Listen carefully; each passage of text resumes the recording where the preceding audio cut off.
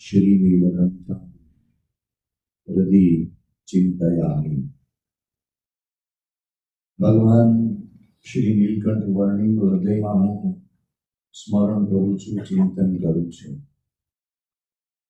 पण केवा नीलकंठ वर्णी एનું खूब सुंदर वर्णन शास्त्रकारोए अपना महान परमहंसोए संतोए कर्યું છે। ઘણી વખત આપણે એક શ્લોક સાંભળીએ છીએ, વર્ણિ વેશ રમણીય દર્શનમ મંદહાસ રુચિરાનના ભુજમ। કેવું રુચિર એવું મુખારબિંદ છે, કેવી એમની દૃઢતા ભરી ચાલ છે,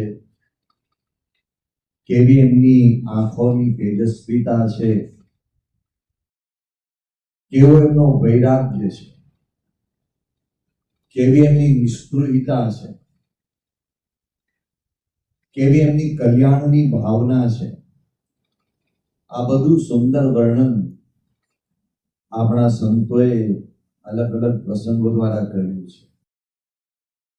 પરમ ભક્તરાજ હર્ષદભાઈ દવે ભગવાન સ્વામિનારાયણના જીવન ચરિત્રના 5 ભાગ લખીને આ વિશ્વ સમક્ષ મૂક્યા।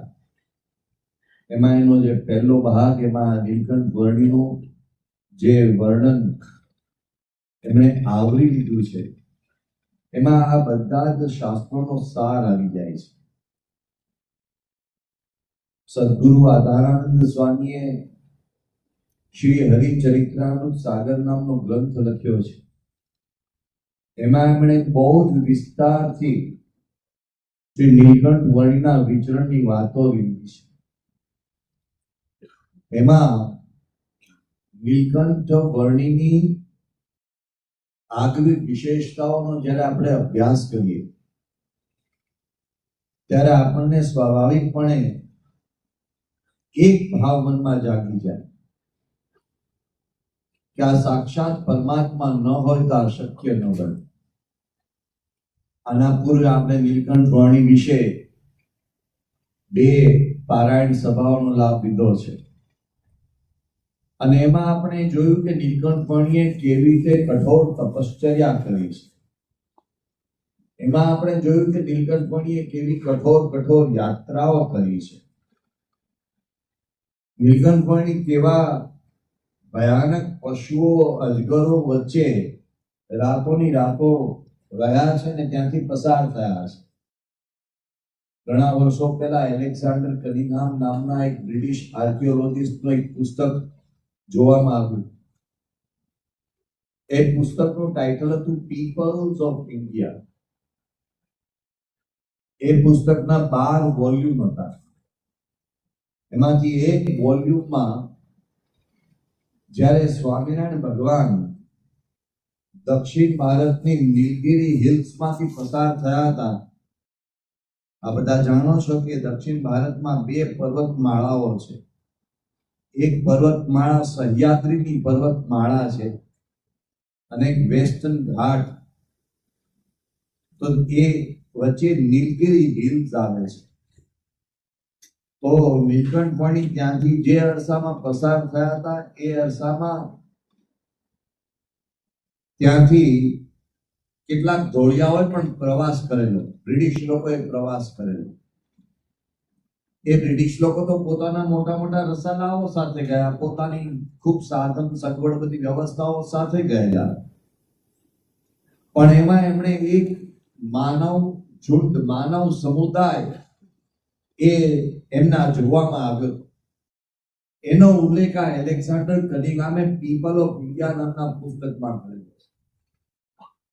એના ફોટોગ્રાફ્સ એમને એ સમય તો નહોતા લીધા, પાછળના વર્ષોમાં જ્યારે ફોટોગ્રાફી આવી 1840 પછી ભારતમાં ફોટોગ્રાફી આવી।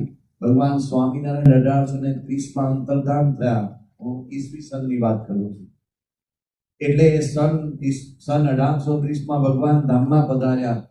1840માં ફોટોગ્રાફી આવી। એ અરસામાં આ ઝુંડ, આ સમુદાય જે નીલગિરી હિલ્સમાં વસતો તેના ફોટા લઈને આ પુસ્તકમાં છાપવામાં આવ્યા છે।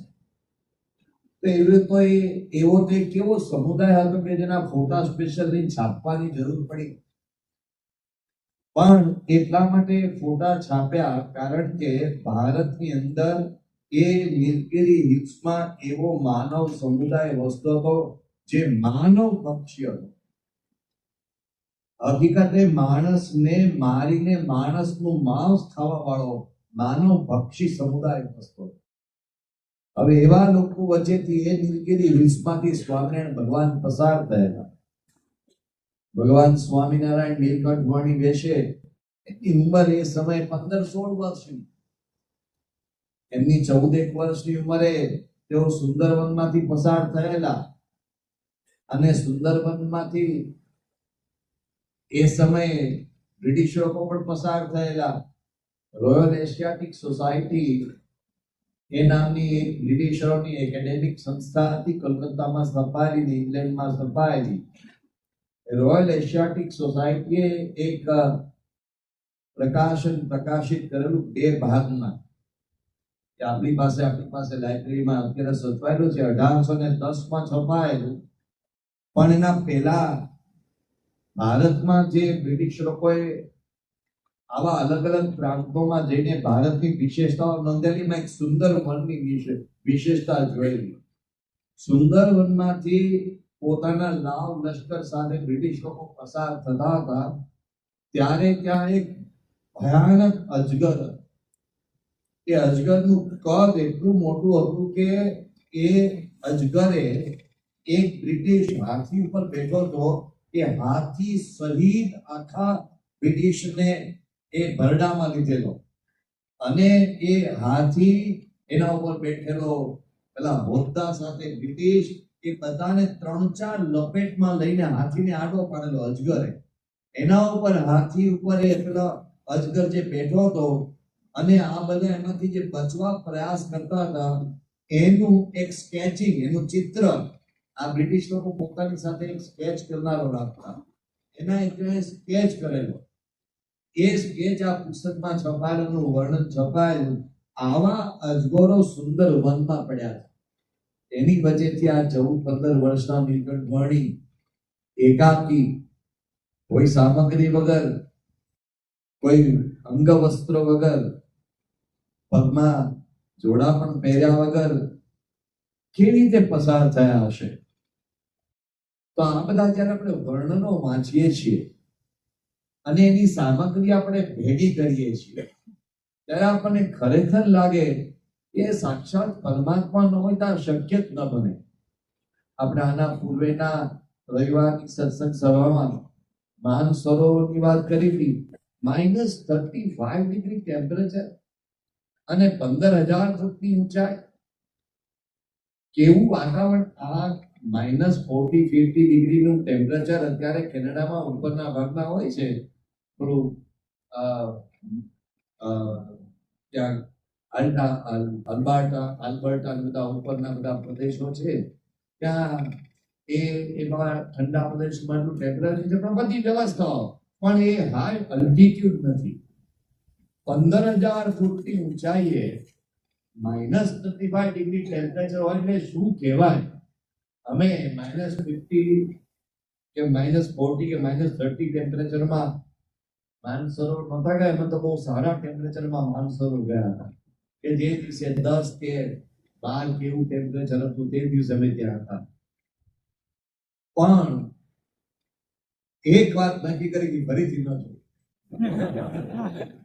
આ માનસરોવરની યાત્રા એ અમે તો બધા સાધન સામગ્રી સાથે ને અમે કઈ ચાલતા નહોતા ગયા.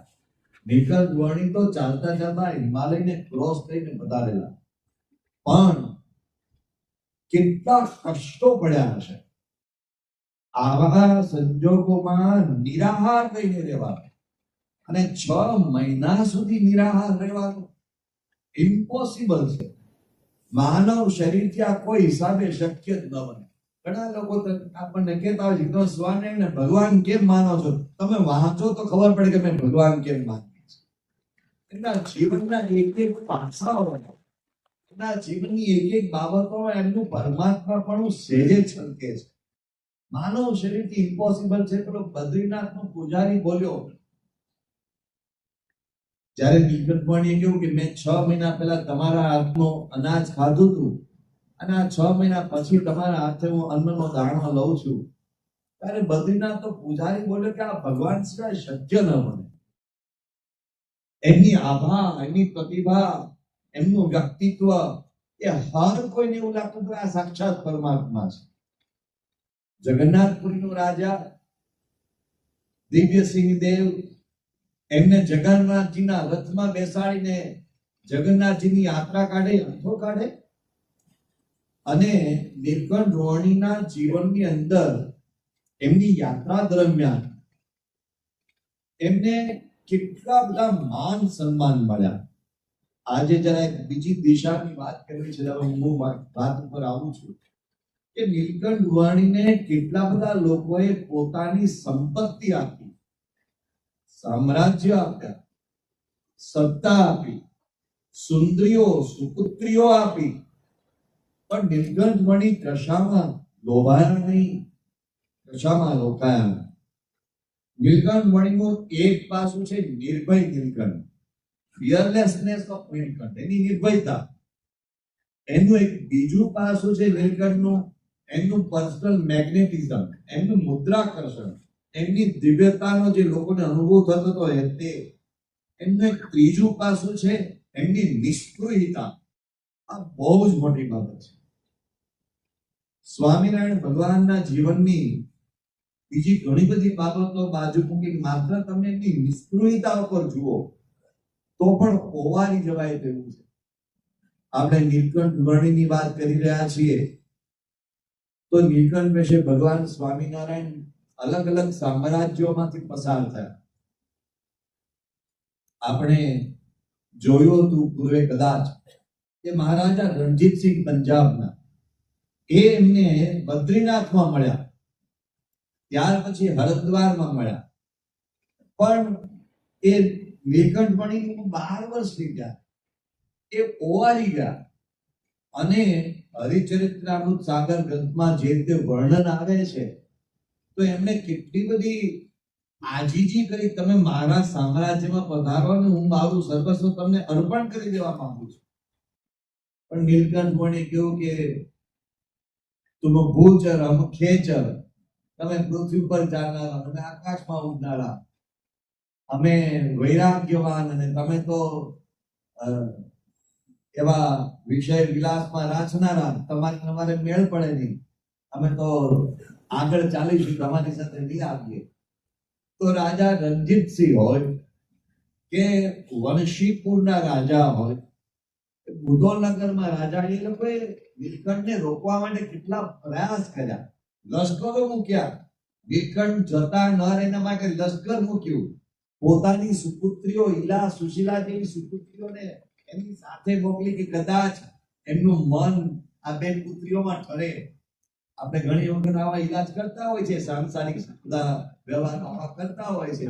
એને શું ખબર કે આ તો સંસારિક વાસનાઓથી પર એમાં કોઈ દિવ્ય મહાપુરુષ છે એવી તેમને ગણતરી નહોતી, એટલે એમને એ બધા પ્રયાસો કર્યા. નીલકંઠ વર્ણી કાઠમંડુમાં આવ્યા ત્યારે ત્યાંનો રાજા રણબહાદુર શાહ એ કોઈ સામાન્ય રાજા નહોતો, કાશીમાં સંન્યાસી થઈને એ રાજા આવી ગયા હતા, રણબહાદુર શાહ. અને અત્યારે કહેવા માંગતો નથી કારણ કે ઇતિહાસમાં નોંધાયેલું છે, પણ એનું માથું ફરેલું. એટલે વૈદો, સંન્યાસીઓ, સાધુ મહાત્માઓ એ બધાને જેલમાં પૂરતો. અને એને પોતાની પત્નીને બીમારી હતી ને એને પોતાને પણ એક બીમારી હતી. એ બીમારી દૂર કરવા માટે વૈદોને કહ્યું અને મોટા મોટા સાધુ મહાત્માઓને કહ્યું, મોટા મોટા જટિલ સંન્યાસીઓ, યોગીઓ, જોગીઓ બધાને કહ્યું કે મને આ રોગમાંથી મુક્ત કરી આપો, મારી પત્નીને મુક્ત કરી આપો. પણ એ રોગમાંથી કોઈ મુક્ત કરી શકે નહીં, એટલે એને જેલમાં નાખે. નીલકંઠ વર્ણી, આ વાત બધી નોંધાયેલી છે ઇતિહાસમાં.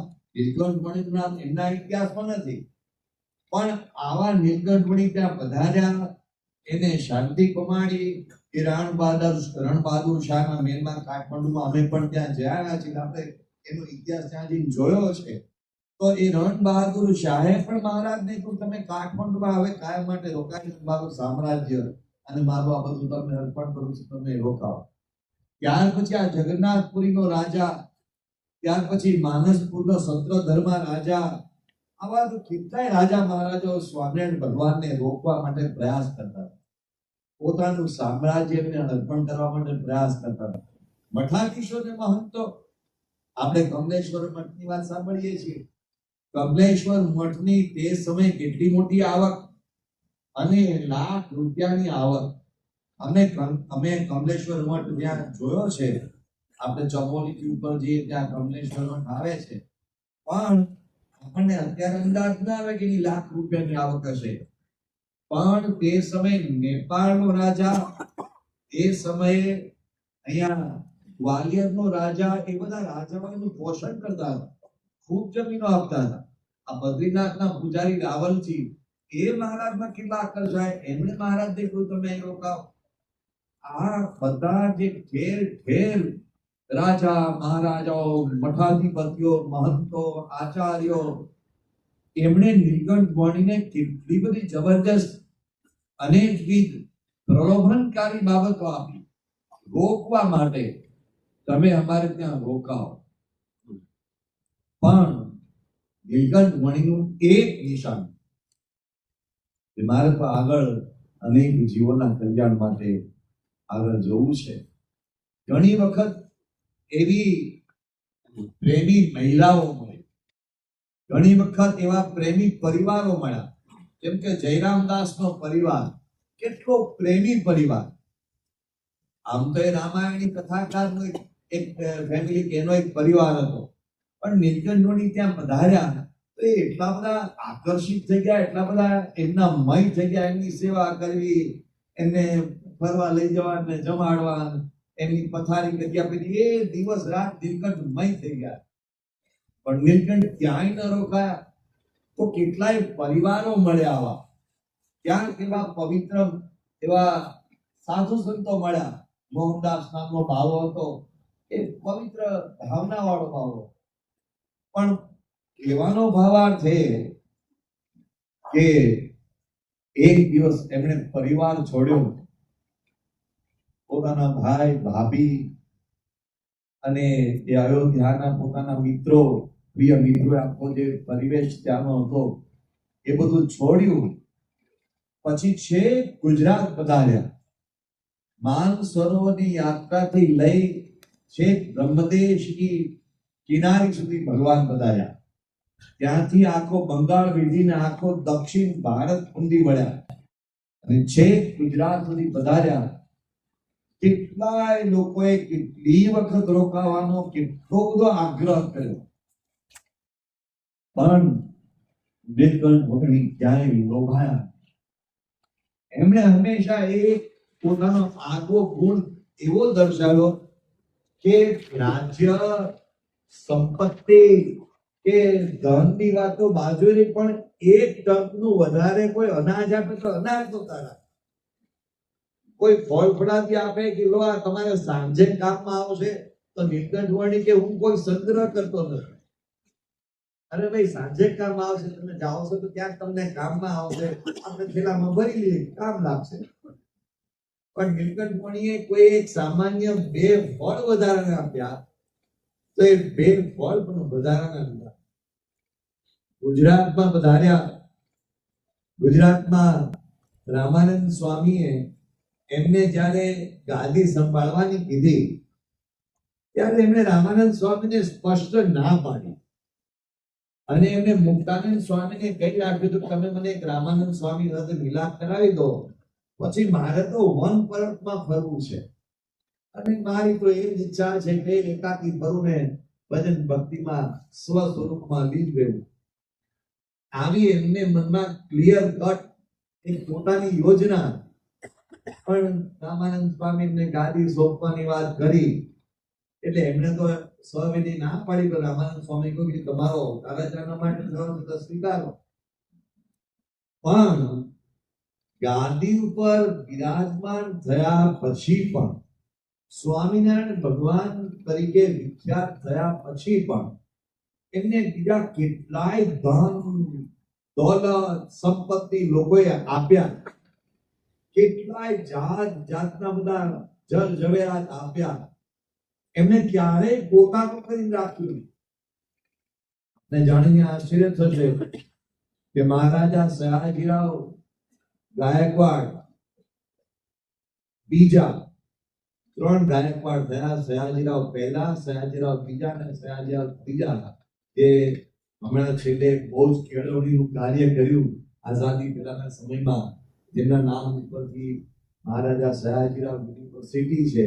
એ સયાજીરાવ ત્રીજા, હું એના પહેલાના સયાજીરાવ બીજાની વાત કરું કે મહારાજા સયાજીરાવ બીજાએ સ્વામિનારાયણ ભગવાનને જે પત્રો લખ્યા છે, એ પત્રો આજે પણ સયાજીરાવની આર્કાઇવ્સમાં એની નકલો પડી છે. જૂના સમયમાં પત્રો લખતા ત્યારે પત્રોની નકલ બીજી બનાવીને પોતાની પાસે રાખતા.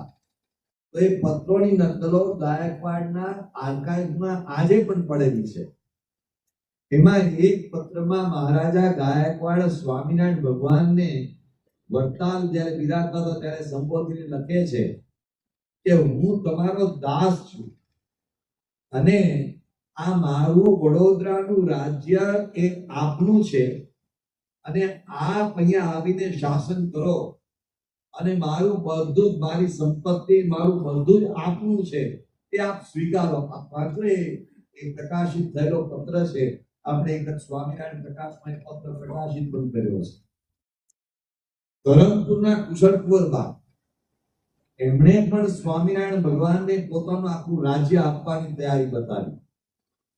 દાદા ખાચરથી માંડીને સુરા ખાચર, એવા નાના નાના જે બધા રજવાડાઓ હતા, અને નાની એની સંપત્તિ હતી, પણ એ બધાએ સ્વામિનારાયણ ભગવાનને બધું કેટલું આપવાની તૈયારી બતાવી. સુરતથી ક્યારે કોઈ સોનાનો મુગટ લઈ આવે ને કોઈ મહારાજ માટે હરિચર્યા માખા લઈ આવે, તો કેટલાય કેટલું આપેલું. સ્વામિનારાયણ ભગવાન પાસે પોતાની થેલીમાંથી કશું જ મળે. સ્વામિનારાયણ ભગવાનને એક વખત દરબારોએ ઘોડી આપી. અહીંયા સ્વામિનારાયણ ભગવાન પાટણ હતા, સિદ્ધપુર, અને દરબારોને એમ થયું કે આપણે સ્વામિનારાયણ ભગવાનને વિચરણ માટે ઘોડી આપીએ. અદ્ભુત આ આધુનિક મર્સિડીઝ જે ઘોડી ને BMW ગણો એ જમાનો, તો સ્વામિનારાયણ ભગવાનને ઘોડી આપી. તો એ જ સમયે સ્વામિનારાયણ ભગવાન ત્યાં બ્રાહ્મણ ઉભા હતા, એની કૃષ્ણાર્પણ હાથમાં દોરી લઈને તાત્કાલિક આપી દીધી. અરે તમે મને દાનમાં પણ બારોબાર દાનમાં આપી દો તો તમને એમ થાય કે ભાઈ તમને દાન અપાય જ નહીં. પણ સ્વામિનારાયણ ભગવાને ત્યાં ને ત્યાં દાનમાં આપી દીધું. એટલે કાચે કે હા ભણે મહારાજ, આ તમે શું કરો છો? આ બ્રાહ્મણની હેસિયત તો જાણે ખવડાવશે ક્યાંથી? આપણે બીએડ કરેલું તૈયાર થઈ પણ પેટ્રોલ ક્યાંથી કાઢે? તો એના જેવી વાત હતી કે આને તમે આને ક્યાં આપી દો છો? પણ સ્વામિનારાયણ ભગવાન નિષ્ઠુર હતા. એક વખત આપણે કાગણીના 5મા વચનામૃતમાં વાંચીએ છીએ, 6થા વચનામૃતમાં, પ્રેમાબાઈ, દિગ્બંધના પ્રેમાબાઈ મહારાજ રાજાણીમાં બિરાજમાન હતા ને કેટલા સરસ વસ્ત્રો લઈ આવ્યા, એટલી મહેનત કરી લઈ આવ્યા, મહારાજને ધરાવ્યા, મહારાજે પહેર્યા અને તરત ઘટના.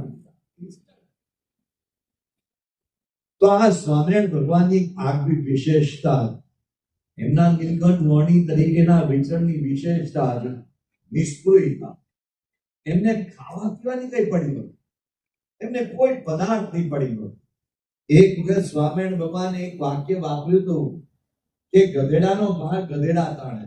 એમને એક મહારાણીએ સામ્રાજ્યની વાત કરી ત્યારે સ્વામિનારાયણ ભગવાને કહ્યું કે ગધેડાનો ભાગ ગધેડા તાણે. એમને માટે આની કોઈ આકાંક્ષા, અપેક્ષા, સ્પૃહા કશું નહોતું. એ આ બધાથી પર હતા. આ સ્વામિનારાયણ ભગવાનનો જે નિષ્ઠુરી સ્વભાવ, એની વચનામૃતમાં ઠેર ઠેર વાતો આવે છે.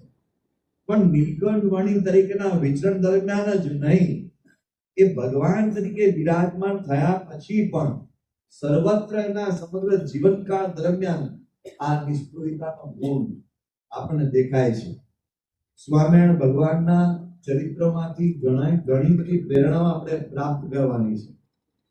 આપણે પેલી પંક્તિ ગાઈએ છીએ જેના નિર્માણ ભગવાન તેના જનને કેમ જોઈએ માન? આપણા ભગવાન નિર્માણ તો આપણે કેમ માન જોઈએ? એ જ રીતે આપણા ભગવાન નિષ્પૃહી તો આપણામાં નિષ્પૃહતા કેમ ન હોય? આપણે પણ સ્વાભાવિક રીતે નિષ્પૃહિતાનો એક સહજ ગુણ લેવો પડે. અને આપણે આ દુનિયામાં જોઈએ છીએ લોકો ધન સંપત્તિ સત્તા કીર્તિ એ પાછળ આંધળું ક્યાં કરીને દોડે છે, પણ દોડ્યા પછી શું થાય છે એ જ્યારે આપણે જોઈએ ત્યારે આપણને લાગે કે આ સ્વામિનારાયણ ભગવાનનો માર્ગ સાચો છે. આપણને બધાને ખબર છે કે विश्व प्रसिद्ध साइंटिस्ट को, उद्योगपति को, टेक्नोक्रेट को एप्पल कंपनी नो स्थापक स्टीव जॉब्स, स्टीव जॉब्स एने बीमारी आवेली, कैंसर थयेलू, खबर नहीं शाનું कैंसर હતું, પણ એ જ્યારે સ્ટીવ જોબ્સ બીમાર થયો ત્યાર પછી એને ખબર પડી હવે આ મારું આયુષ્ય પૂરું થઈ રહ્યું છે. ત્યારે એમણે એક પોતાનું નિવેદન લખાણ દ્વારા કે પોતાના ઇન્ટરવ્યુ દ્વારા આપેલું, એનું ગુજરાતી ભાષાંતર મેં વાંચેલું.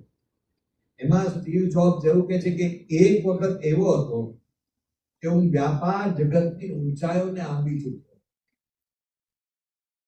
પણ અત્યારે હું આ બીમારીના બિસ્તર ઉપર સૂતો છું ત્યારે હું મારી જાતને કંઈક અજીબ રીતે જોઈ રહ્યો છું.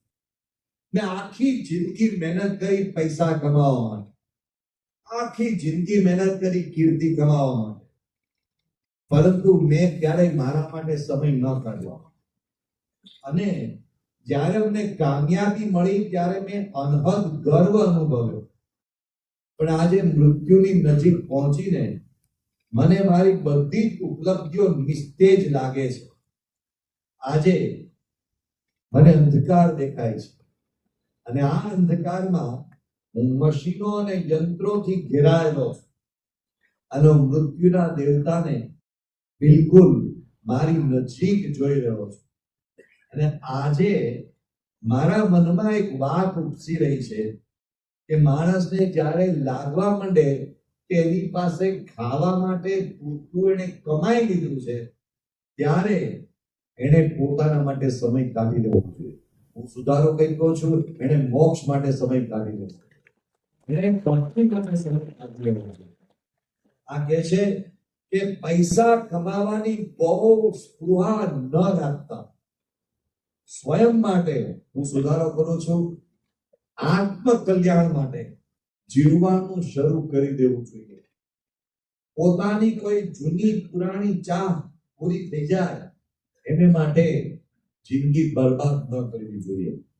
આ બધી વાત સ્ટીવ જોબ્સે કરેલી છે, પણ એવી જ વાત આપણા ભારતના કેન્દ્રીય મંત્રીએ કરેલી. નામ દેવામાં વાંધો નથી, કારણ કે જાહેરમાં એમનો પત્ર વર્તમાન પત્રોમાં છપાયેલો. ચિત્રલેખા નામના મેગેઝિનમાં એનો એક નાનો અંશ આવેલો. ભારતના એક સમયના કેન્દ્રીય સંરક્ષણ મંત્રી અને ગોવાના ચીફ મિનિસ્ટર શ્રી પારીકર, એમણે એક પત્ર એમને પેન્ક્રિયાસનું કેન્સર થયેલું ત્યારે લખેલો. આ બધા જ્યારે આપણે ઉદાહરણો જોઈએ છીએ ત્યારે આપણને લાગે છે કે આ શું જિંદગીમાં સ્પૃહા રાખવાની. એમને લખેલું પત્ર લાંબો છે, એ મરાઠીમાં પત્ર લખેલો, એનો હિન્દી અને ગુજરાતી ભાષાંતર પણ પ્રકાશિત થયેલું, એ ગુજરાતીમાં છે. પણ એમાં એનું શીર્ષક વાંચું છું. એમણે લખેલું કે મોતના દરવાજે ઊભો છું ત્યારે મને સત્તા અને સંપત્તિ ધૂંધળી દેખાય છે. આખી જિંદગી મેં આ બધા માટે કાર્ય કર્યું, પણ મેં મારા માટે હું સુધારો કરું છું, આત્મ કલ્યાણ માટે ક્યારેય સમય ન. આ દુનિયા આખી ગાંડી થઈને દોડે છે, આંધળું ક્યાં કરે છે? જોયા સિવાય સૌ ઊંધું ઘાલીને સત્તા સંપત્તિ સુંદરી કીર્તિ એની પાછળ દોડે છે. પણ ક્યાંક એને બ્રેક મારવી પડે. કોઈ જગ્યાએ ક્યાંક એમાં એની સ્પીડ, એની ગતિ આપણે ઓછી કરવી પડે. જરૂર માટે બધું જ કમાવાનું છે, જરૂર માટે બધું જ કરવાનું છે, પણ આ સત્સંગ આપણને જે શીખવે છે, આ ભગવાન સ્વામિનારાયણ કે પ્રમુખ સ્વામી મહારાજ કે મહંત સ્વામી મહારાજનું જીવન આપણને જે શીખવે છે, એ આ બાબત શીખવે છે. બધી દુનિયાની જરૂરિયાતો છે એની કોઈ ના પાડતું નથી, કરવાનું છે, પણ એક સંતોષ એ પણ જીવનમાં રાખવો બહુ જરૂરી છે. એક ઉદાહરણ વાંચેલું. એક નાનો બાળક હતો, તે એક વેપારી પાસે જઈને ઉભો રહે અને વેપારી એને કંઈક આપે. ભિખારી બાળક એને કંઈ આપે એટલે પેલો બાળક ત્યાંથી જતો રહે. તો એક વેપારીની ત્યાં એક એનો મિત્ર આવ્યો. મિત્રે કહ્યું કે એક મૂર્ખ છોકરો તને બતાવો. પેલો કહે છે કે મૂર્ખ બાળક, એ વળી તમે કેવો પ્રયોગ કરો છો કે જો તને બતાવું, જો સેમ્પલ, જો એક્ઝામ્પલ જો. પેલો ભિખારી બાળક આગળ પાછળ ક્યાંક રખડતો તને બોલાવ્યો અને એને કીધું કે જો મારા હાથમાં આમાં 2 સિક્કા છે, આમાં 1 સિક્કો છે. આ 1 રૂપિયાનો એક સિક્કો, આ 1 રૂપિયાનો બીજો સિક્કો, એ આ 2 સિક્કા હાથમાં છે. 5 રૂપિયાનો સિક્કો આ હાથમાં છે. તો તું શું પસંદ કરીશ? પેલો બાળક કે આ 2 લઈ જતો.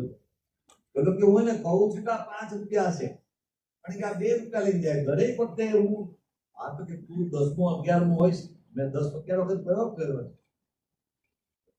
છે કહેવાય. પછી પેલો બહાર ગયો અને ત્યાં ભિખારી બાળક કે રમતો તો ઉછળતો કૂદતો અને બોલાવ્યો. તને ખબર પડે છે કે પેલો તને એક હાથમાં 2 સિક્કા પણ 2 રૂપિયા થાય, અને આ બાજુ 1 સિક્કો પણ 5 રૂપિયા થાય છે. તો તને ખબર નથી પડતી? તો તમને ખબર પડે છે તો કે તો પણ તો આ 2 રૂપિયા શું કામ નથી? કે એ વખતે જે વખતે ખબર પડી જાય કે મને 2 ની વાતનો ખબર પડે તે વખતે આ ખેલ બંધ થઈ જાય.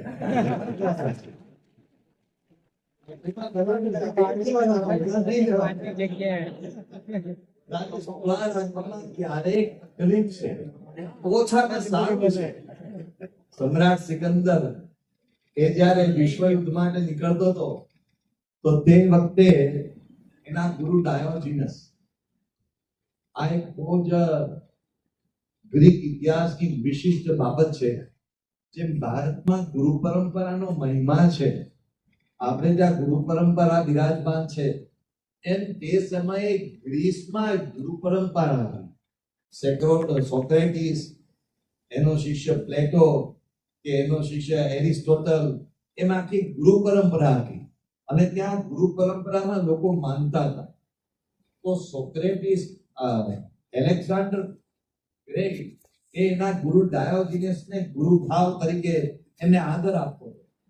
તો ડાયોજીનસને એમને વાત કરી કે મેં આ બધો તો પ્રાંત જીતી લીધો છે અને હવે મારે વિશ્વ વિજય માટે નીકળવું છે, આખા વિશ્વને જીતવું છે, તો તમે મને આશીર્વાદ આપો. એટલે ગુરુએ કહ્યું કે ભાઈ બરાબર છે, પણ તારે વિશ્વ વિજય કરીને કરવું છે શું?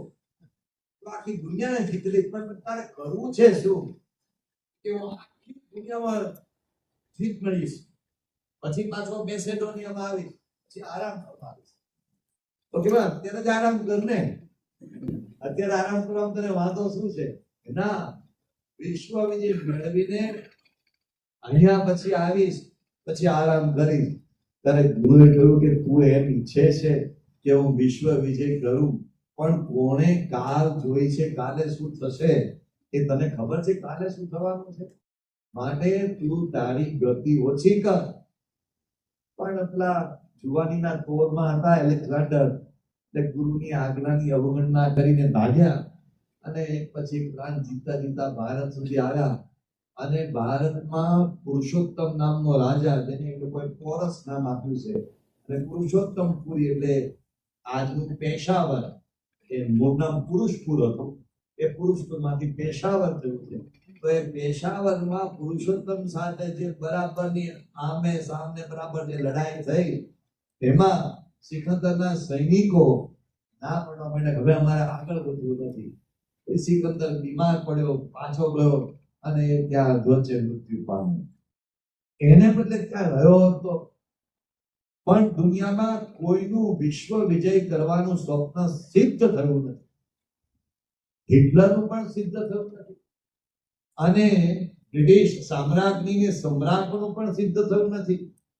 બ્રિટિશ સામ્રાજ્ઞી વિક્ટોરિયા એ જ્યાં જ્યાં એનો પ્લાન ફેલાયેલો હતો, જ્યાં જ્યાં એનું સામ્રાજ્ય ફેલાયેલું હતું, ત્યાં જઈને પછી પાછા બ્રિટનમાં આવ્યા તો બીમાર પડ્યા અને એમણે ડોક્ટરને પોતાના ઈલાજ માટે બોલાવ્યા. પછી ડોક્ટરોએ કહ્યું કે હવે તમારી પાસે દિવસો બહુ ઓછા છે. એટલે મહારાણીએ પૂછ્યું કે તમે એમ કહેવા માંગો છો કે મારું મૃત્યુ નજીક છે? એટલે ડોક્ટરોએ કહ્યું કે તમારું એવું ને તમારું સમજવું બરાબર છે, કારણ કે એમ તો કહેવાની કરતા મરવા નથી આ છે. એટલે કહ્યું કે ના, તમારું સમજવું બરાબર છે. એટલે મહારાણી ચિલ્લાવા લાગ્યા કે કોઈ આવો મારું આ ગ્રેટ બ્રિટનનું સામ્રાજ્ય લઈ જાઓ, કોઈ આવો મારું આ ગ્રેટ બ્રિટનનું લશ્કર લઈ જાઓ, કોઈ મારી સંપત્તિ લઈ જાઓ, પણ મને આ મૃત્યુ થકી બચાવો. પણ કોણ બચાવે? આપણે સંતોના કીર્તનમાં સાંભળીએ છીએ, કોઈની ઉગારે મને ગાળથી તેને સોંપું આશીષજી. અરે કોણ ઉગારે? તો લોકો આખી જિંદગી આ બધા પાછળ દોડ્યા અને પસ્તાયા છે. બહુ જ મોટા રશિયન લેખક લિયો ટોલ્સ્ટોય, એમણે બહુ સરસ વાર્તા લખેલી, how much land does a man need. આમ આપણે બધા ભણવામાં પણ આ વાર્તા ક્યાંક ને ક્યાંક વાંચેલી છે. ખેડૂત હતો અને એને સાંભળ્યું કે વોલ્ગા નદીને કિનારે એક પ્રદેશમાં એક જાતિના લોકો છે, એ સસ્તા ભાવે જમીન વેચે છે, પણ એમાં શરત એવી કે આખા દિવસનો ભાવ 10,000 રૂપિયા, અને દિવસ દરમિયાન તમે જેટલું દોડો એટલી જમીન તમારી, દોડવાનું તમારે, 10,000 ભાવ ફિક્સ. તમારે આ 10,000 ભાવમાં તમારે જેટલું દોડવાનું દોડી દે, તમારે એ જમીન તમારી કરી લેવા. અને પછી પેલો ખેડૂત દોડ્યો, હજુ થોડીક વધારે જમીન લીધો, હજુ થોડીક વધારે જમીન લીધો, હજુ વધારે લીધો. અને નિયમ હતો કે સૂર્યાસ્ત થાય ત્યાં સુધી દોડવાનું. સૂર્યાસ્ત થયો તમારું દોડવાનું, જ્યાં હોય ત્યાં અટકી જવાનું, અને તમને એટલી જમીન આપી દેવામાં આવે, 10,000 રૂપિયા ફિક્સ ભાવ. તે પેલો દોડતો સૂર્યાસ્ત થયો, ત્યાં જ્યાં પહોંચ્યો ત્યાં એટલો બધો થાકી ગયો, એના હૃદયને એટલો બધો શ્રમ પડ્યો હશે કે ત્યાં પડ્યો અને એને હાર્ટ એટેક આવ્યો અને ત્યાં મૃત્યુ પામ્યો. ત્યાં તેને દફનાવવામાં આવ્યો અને ત્યાં તકતી મારવામાં આવી. He needed only 6 feet of land, but he ran in vain. એને 6 ફૂટની જગ્યા જ જરૂર હતી. આ ખબર અમારે પાછળ 6 ફૂટ વાળા બહુ છે. 6 ફૂટની જગ્યા, પણ કેટલું દોડ્યો. કોઈ કે બહુ સરસ પંક્તિ લખી છે, મોટે ભાગે શેખાદર આબુવાલાની પંક્તિ છે કે જિંદગીથી કબર સુધીનો જિંદગીની સફર કેટલી લાંબી, દોડ્યો, બાકી જિંદગીની સફર તો માત્ર હતી ઘરથી કબર. આટલી જ યાત્રા હતી, ઘરથી કબર સુધી, પણ કેટલું દોડ્યા. ખરેખર આપણે આ સંસારમાં એક એવા સમયમાં જીવીએ છીએ, એવા યુગમાં જીવીએ છીએ જ્યાં આપણને હંમેશા એ જ શીખવામાં આવે છે, બસ વધુ મેળવો, વધુ કમાઓ, વધુ ભેગું કરો. આ શોપિંગ મોલમાં તમે જાઓ તો ન જરૂર કે 2 બકેટમાં નાખો, ઉઠાવો નાખો. એક જણે કેવું કરું જે બોલું છું એટલે લાઈટ થઈ જતો કે મહિલાઓને કેમ હાર્ટ એટેક આવતો નથી? તો એનો જવાબ આપો કે શોપિંગ કરવા ત્યાં નથી આવતો, શોપિંગ બિલ ભરવા ત્યાં આવે. એટલે જે બિલ ભરે એને આવે, પણ માફ કરજો, પણ આ શોપિંગ કર્યા જ કર્યા. આ શોપિંગ મોલ વાળા આપણને આવું શીખવ્યા જ કરે. આ એડવર્ટાઇઝમેન્ટ વાળા, આ એમેઝોન શું કહે છે, Amazon.com ને ફ્લિપકાર્ટ નું તો આવે ને, ના હોય તો તમે 5 વસ્તુ ખરીદો. નથી જરૂર ભાઈ, શા માટે ખરીદવાનું? અમારે એક વખત વિદેશ જવાનું થયું, તે અમારે સાથેના એક સંત હતા. હું તો કેવું તે જાતે રસોઈ કરવાની હોય, જાતે બધું શાકભાજી તો લેવાનું હોય. તો 2 રીંગણા ને 5 રીંગણા ને 1 કાકડી ને 2 કાકડી જેવું કઈક લેવાનું. તો સાથે યુવક હોય, બ્રાહ્મણ જેવો કોઈ યુવક હોય, તે અમારા પેલા સંત સાથે લે કે તમે ખાવાના હો તો જ 2 રીંગણા વધારે લેજો, રીંગણા વધારે પડી રહે. પણ આ શોપિંગ મોલ વાળા આપણને એવા લલચાવે કે તમે વધુ લો, એટલે આપણે વધુ લેવાની લાલસામાં વધુ કમાવા માટે પણ. નારદજી અને યુધિષ્ઠિરનો એક સંવાદ બહુ સુંદર રીતે ભાગવતમાં આપવામાં આવ્યો છે. એમાં એક સુંદર એક સૂત્રમાં નારદજી યુધિષ્ઠિરને સંબોધીને કહે છે કે જેના મનમાં સંતોષ છે એના માટે બધી દિશા સુખી છે. આપણે જુદી જુદી દિશા લઈએ છીએ. હલો કેનેડા ભાગ્ય, હલો આમ થઈને પણ બોલો, આ દરિયાની નીચે રસ્તો કાઢીએ ને તો દરિયાની નીચે રસ્તો કાઢીને આપણે અમેરિકા પહોંચીએ. અહીંથી ભોયરું કાઢી નીકળાતું તો ત્યાં નીકળીએ. અને જો એવો ફેક્સ શોધાય કે માણસને ફેક્સમાં ના પણ સામે નીકળે, પેલા નીકળીએ. આ દિશામાં દોડીએ, તે દિશામાં દોડીએ, ફલાણી જગ્યાએ જઈએ, ત્યાં જઈએ તો સુખી છે, ત્યાં જઈએ તો કમાઈએ. અરે ક્યાંય સુખ નથી. જેના હૃદયમાં સંતોષ છે એને માટે બધી દિશામાં સુખ. પણ આ નારદજી શ્રીમદ ભાગવતમાં યુધિષ્ઠિરને કહે છે કે જેના હૃદયમાં સંતોષ છે એના માટે બધી દિશાઓ સુખદાયી છે. અને શંકરાચાર્ય એક બહુ સરસ શ્લોક છે, ભજ ગોવિંદમ ભજ ગોવિંદમ ભજ ગોવિંદમ મૂઢ મતે એ સંસારે ખલુ દુસ્તારે નહીં નહીં રક્ષતે દુઃખરે કરના. એમાં એક કે છે મૂઢ જયથી ધનાગમ કૃષ્ણ પુરુષ બુદ્ધિ મન વિકૃષ્ણ યલ્લપસે નિજ કર્મો પાતમ વિત્તમ તેન વિનોદય ચિત્તમ ભજ ગોવિંદમ ભજ ગોવિંદમ ભજ ગોવિંદમ મૂઢ મતે. માં એક બહુ સરસ વાત કે તમે કર્મ કરો, મહેનત કરો, પણ એમાંથી જેટલું ધન મળે, જે મળે એનાથી સંતોષ પામો. જે મળ્યું છે ભગવાનની સાથે બરાબર છે. મહેનત કરવાની કોઈ ના નથી પાડતું, પ્રયાસ કરવાની ના નથી, પણ સંતોષ નામની એક બૌદ્ધ ચીજ એ જરૂરી છે, એક ગુણ જરૂરી છે. અને યહ સંતુષ્ટિ સહસુ, જે સંતુષ્ટ છે, યહ સંતુષ્ટ, સંતોષ સિવાય ક્યારેય સુખ પ્રાપ્ત થાય તેવું.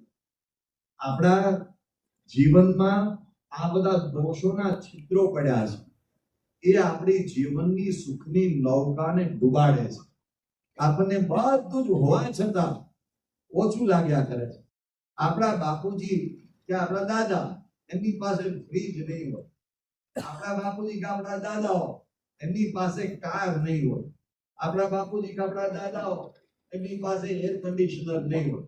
એમની પાસે આપણા જેવા ઘરમાં અત્યારે વ્યવસ્થાઓ છે એવા સાધન સગવડ નહીં હોય. એમની પાસે મોબાઈલો નહોતા. અરે તમને જાણીને આશ્ચર્ય થશે, હમણાં એક સર્વે આવ્યો હતો કે 1947માં જ્યારે ભારત આઝાદ થયું ત્યારે મહારાજાઓ પાસે જે સગવડો હતી એ સગવડો કરતા સામાન્ય માણસ પાસે આજે વધારે સગવડ છે. આજે સામાન્ય માણસ પાસે કાર, એર કન્ડિશન હોય છે, પણ મહારાજા ગાયકવાડ પાસે એર કન્ડિશન કાર નહોતી. એ સમયે મહારાજાના ઘરમાં ફ્રીજ નહોતા, બરફના ચોસલા રાખતા. આપણે આજે ઘરે ઘરે સામાન્ય ઘરમાં પણ એટલે જ ફ્રીજ આવી ગયા. એ સમયે મહારાજાના ઘરમાં ઘણી બધી સુવિધાઓ નથી, આ મકાનો મોટા હતા, પણ આજે સામાન્ય માણસ પાસે ઘણી બધી સુવિધા છે. પણ એમ છતાં આપણા બાપ દાદાઓ જે ખાટલે ખવાથી સુતા હતા એવું આપણે નથી. એટલી નિરાંતની ઊંઘ આપણી પાસે નથી. તેનું કારણ શું છે? કારણ આટલું જ છે. કારણ કે આપણને આ તૃષ્ણાનો એક રોગ લાગુ પડ્યો છે. બસ બધું મેળવવું છે, બધું મેળવવું છે, બધું મેળવવું છે. અને એમાં ને એમાં ભાઈ 5,000 કરોડના લગ્ન કરે, આપણે થોડા એવા લગ્ન કરાય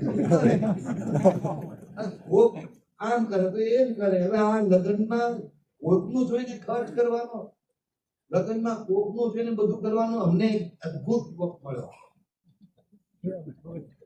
મેં એને વાતમાં પૂછ્યું કે તારા લગ્નનું શું છે? મને ખબર હતી કે લગ્ન થવાના છે. એટલે મને કે તૈયારીઓ થઈ ગઈ છે. મેં પૂછ્યું કે શું તૈયારીમાં શું કર્યું? મને કે આપણે સહેલો રસ્તો કાઢ્યો છે. શું સહેલો રસ્તો કાઢ્યો? રાજકોટમાં લગ્ન છે. રાજકોટ તો મોજીલું શહેર કહેવાય, તો બહુ જોરદાર વ્યવસ્થા કરી છે. ના, રાજકોટમાં આપણે લગ્ન ગોઠવ્યા છે એટલે અમે આર્ય સમાજમાં લગ્ન કરવાના છે. અને મેં આપણો આ બીએપીનો ઘોડો જંપો ઘોડો લઈ એક સાઈડ બધા લઈ લીધો. એટલે આમ તું ઘોડો જંપા ઘોડો એમાં તું લગ્ન કરવા જાય છે. હા, આપણે એક સાઈડ બધા લીધો છે.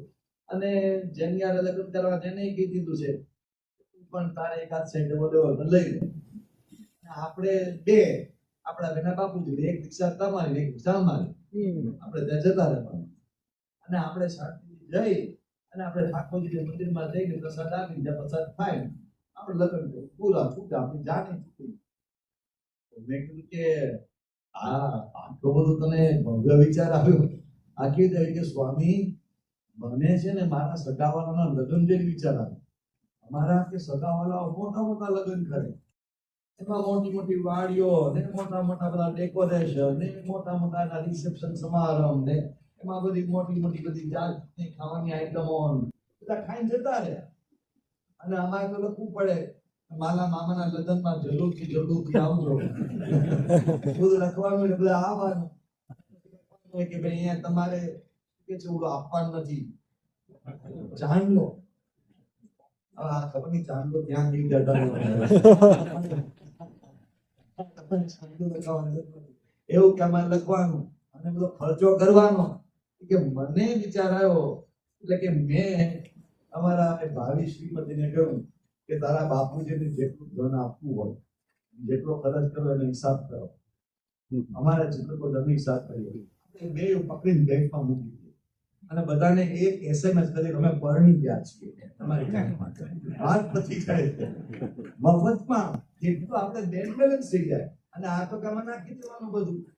બધા આવું કરવું નથી પણ લોકો આવા રસ્તા શોધે છે.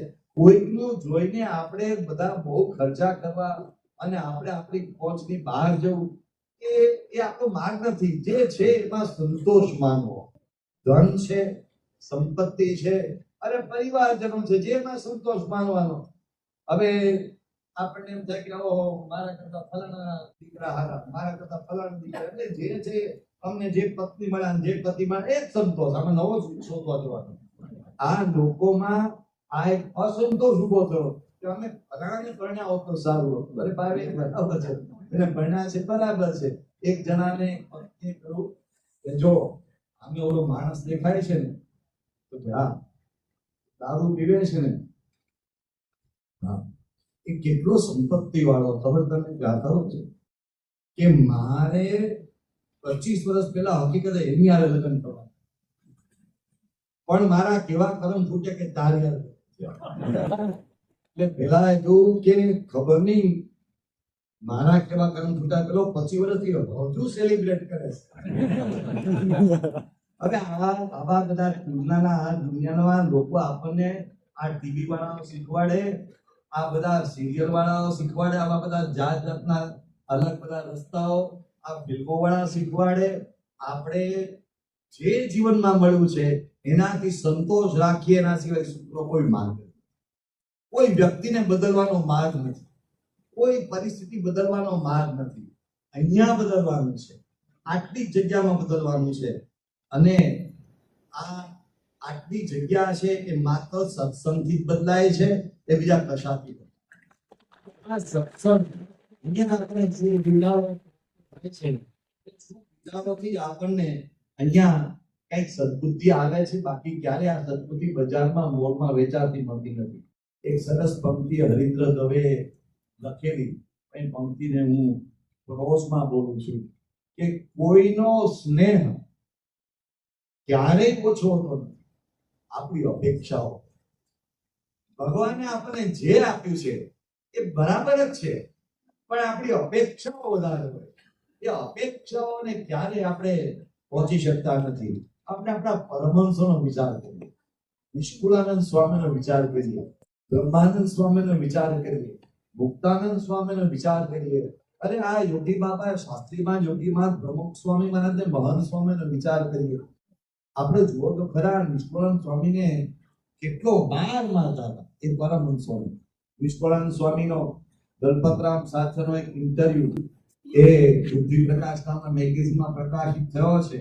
એમાં દલપતરામને નિષ્કુળાનંદ સ્વામી કહે છે કે અમને કેટલો માર મારવામાં આવતો, પગમાં ધગધગતા ચીપિયા મારીને માંસના લોચા કાઢી નાખવામાં આવતા, અને સ્વામિનારાયણ બોલવા બદલ અમને દાન દેવામાં આવતા, પણ કોઈ અમે સહજાનંદ સ્વામી મહારાજ છોડ્યા નહીં. અમે આનંદ કરીએ છીએ. નિષ્કુળાનંદ સ્વામી ત્યાં પેલો સમળો છે ખીજડો લક્ષ્મી બાગમાં, એ ખીજડા નીચે ઉનાળાની ધોમ ધકતી બપોરે ખીજડા નીચે શું છાયા હોય, પણ ત્યાં બેઠા બેઠા મસ્તીમાં એ કીર્તન લલકારતા હતા. એક માણસ એ નિષ્કુળાનંદ સ્વામીને મળવા માટે ધોલેરા પહોંચ્યો, અને નિષ્કુળાનંદ સ્વામી એ ધોલેરા મંદિરમાં નહોતા, એટલે પેલા પૂછ્યું કે સ્વામી ક્યાં છે? તો કે સ્વામી તો ક્યાં હાથમાં છીણી અને હથોડી લઈને પથ્થર કોતરે છે, તમે ત્યાં જાઓ. તો સ્વામી ત્યારે એમની 84 વર્ષની ઉંમરે, નિષ્કુળાનંદ સ્વામી હાથમાં હથોડી અને છીણી લઈને, પાછા મહંત હતા, ધોલેરા મંદિરના મહંત હતા, તે હાથમાં છીણીને હથોડી લઈને પથ્થરનું કોતરકામ કરતા. એમના રૂવાડે એટલે કે એમના શરીરમાં ઠેર ઠેર ગરમીને કારણે ફોડલા નીકળ્યા હતા, અને એ ફોડલામાંથી પરું નીકળ્યા કરતું. ઉપર ગરમી, ધોલેરાનો ખારો પાટ, એની બધી ખારી હવા, એ ખારી હવા આ ફોડલા ફૂટે, એને સ્પર્શે તો એની બળતરા થાય. પણ નિષ્કુળાનંદ સ્વામી ત્યારે હાથમાં છીણીને હથોડી લેતા જાય, ગાતા જાય, સહજાનંદ સિંધુરે આજમાય, શેરે કહું સુખ તણી સીમાય, સહજાનંદ સિંધુ આજમાય. ત્યારે કીર્તનકારની મોજમાં તે પેલાને આશ્ચર્ય થયું કે આ નિષ્કુળાનંદ સ્વામી છે. એને પૂછ્યું કે આ નિષ્કુળાનંદ સ્વામી તમે? તો કે છે તો મણી, પણ રજે બિંજાણી છે. એના જ નિષ્કુળાનંદ. હવે એ નિષ્કુળાનંદ સ્વામીના કાવ્યો આ મહાત્મા ગાંધીએ આશ્રમ રચનાવલીમાં લીધા છે. અને મને હમણાં આપણા એક યુવકે કહ્યું ત્યારે ખબર પડી કે ગાંધીજી જ્યારે પૂનામાં યરવડા જેલમાં હતા, ત્યારે આશ્રમ ભજનાવલી એમને જાતે ઇંગ્લિશમાં ટ્રાન્સલેશન કર્યું, અને એમને જાતે આ પદોનું ટ્રાન્સલેશન કરેલું છે.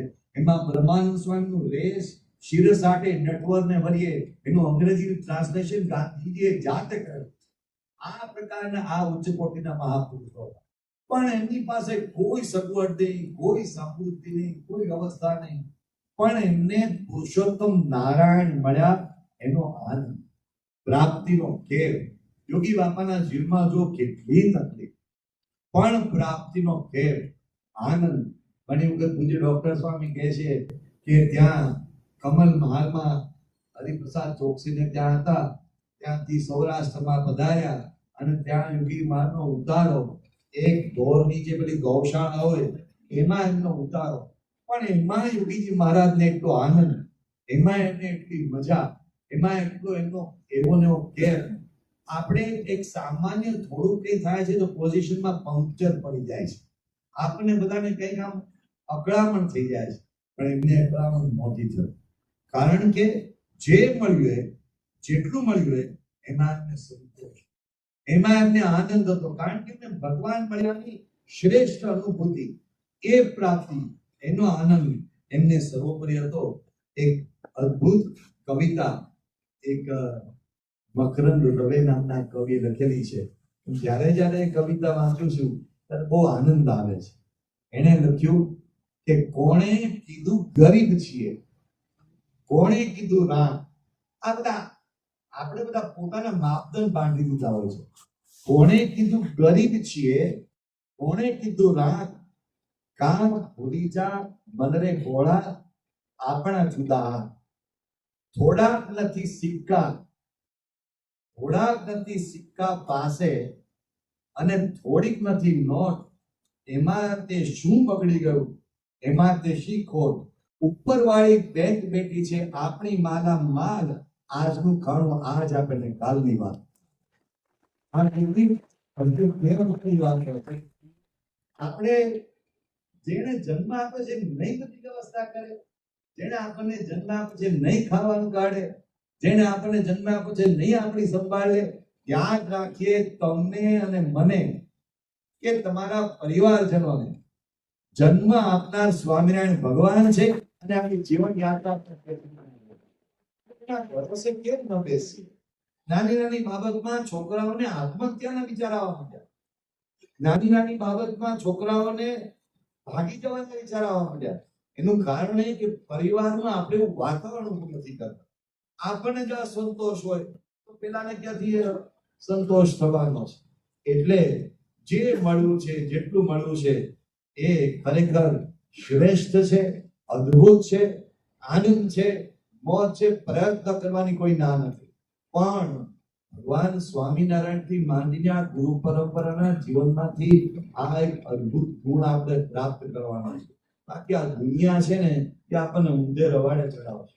આપણે જેની જરૂર નહીં હોય એવું આપણા મનમાં નાખી દેશે. આપણે જે વગર ચાલે તેવી વાત છે એ આપણને કીધે હો આ તો તમારે હોવું જ જોઈએ. એટલે આ બધા રવાડે ચડવાને બદલે આ સત્સંગનો રવાડો એ શ્રેષ્ઠ રવાડો છે. આ માર્ગ એ ઉત્તમ માર્ગ છે. એક મારવાડીએ એક ગુજરાતીને કૂવો વેચ્યો. એ લેવડ દેવડ થાય, એ લેવડ દેવડ થઈ ગઈ એટલે પછી કુવાની વેચની થઈ ગઈ. પછી બીજે દિવસે મારવાડીએ ગુજરાતીને પકડ્યો કે ભાઈ આપણે કૂવો તને વેચી દીધો, બરાબર? તો ક્યાં બરાબર છે, પણ મેં તને કૂવાનું પાણી નથી વેચ્યું, એટલે તારે મને કૂવાના પાણીના અલગથી પૈસા આપવાના. પણ આ ગુજરાતી એ આ સત્સંગનો પાકો પાણી પી ગયો. તે એને વાત કરી કે મારે તને એ જ કહેવાનું હતું, તે મને કૂવો વેચ્યો, પાણી નથી વેચ્યું, એટલે તું મારા કૂવામાંથી પાણી જતી રહ્યા ન કરું, કાલથી કોનું ભાડું પડવાનું ચાલુ કરીશ.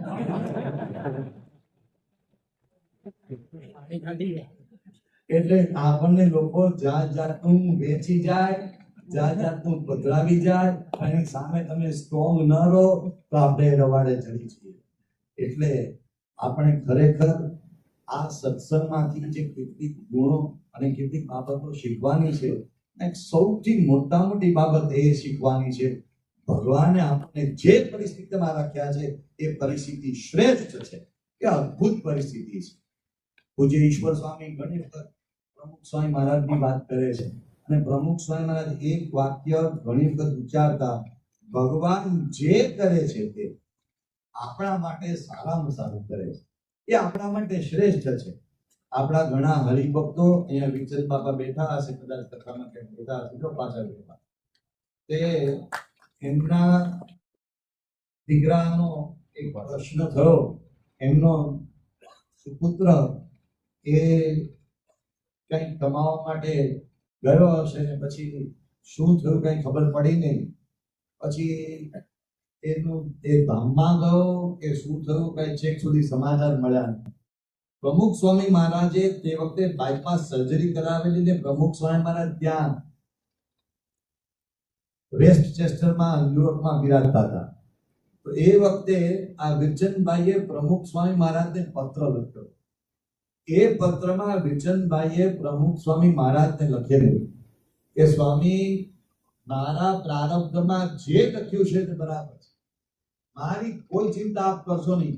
મને આપની ચિંતા થાય છે કે આપને આ બાયપાસ સર્જરી કરાવવાની આવી તો આપનું દુઃખ મને આપો, આપની બાયપાસ સર્જરી બધું મને આપો, પણ મારા પુત્રની ચિંતા આપ કરશો નહીં. મને ચોક્કસ વિશ્વાસ છે કે ભગવાનના ધામમાં જ બેઠો છે, જ્યાં હશે ત્યાં ભગવાનના ધામમાં પહોંચી ગયો. પ્રમુખ સ્વામી મહારાજે જ્યારે આ પત્ર વાંચ્યો ત્યારે અમે બધા સામે બેઠા હતા. પ્રમુખ સ્વામી મહારાજની આંખોમાં જળજળિયા. સ્વામી કે આપણે વાતો કરી છે પરોતભાઈની, આપણે વાતો કરી છે ગોરધનભાઈની, પણ આ પરોતભાઈ ને ગોરધનભાઈ જેમણે જે પરિસ્થિતિ ભગવાને આપી છે એમણે એમાં સુખ માન્યું છે. એક છેલ્લી વાત એમ પૂરું કરીએ. એક માણસ આમ ચાલ્યો જતો હતો, ત્યાં હાથમાં આમ કરતો હતો. એટલે તમારા જેવા કોઈ પૂછ્યું કે શું ખાવ છો? કે શીખ ખાવ છું. સિંગ. આમાં તો કઈ નથી. તો કે મનમાં ખાવ છું.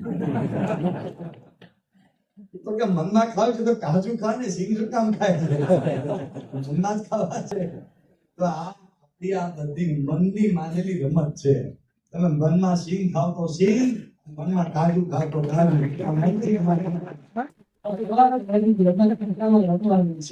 મહારાજ સ્વામિનારાયણ કરીએ કે સ્વામિનારાયણ ભગવાન આપણને ખૂબ સંપત્તિ આપે એવું નથી માનતું. સ્વામિનારાયણ ભગવાન આપણને દુનિયાના રાજા બનાવે એવું નથી માનતું. સ્વામિનારાયણ ભગવાન આપણને દુનિયાની શ્રેષ્ઠ ભોટરકાર આપે એવું નથી માનતું. સ્વામિનારાયણ ભગવાન આપણને દુનિયાના શ્રેષ્ઠ સંપત્તિવાન બનાવે નથી માનતું. પણ સ્વામિનારાયણ ભગવાન પાસે એ માંગવું છે કે જેટલું આપ્યું છે એમાં આપણને સંતોષ રહે અને એનો આનંદ આપણને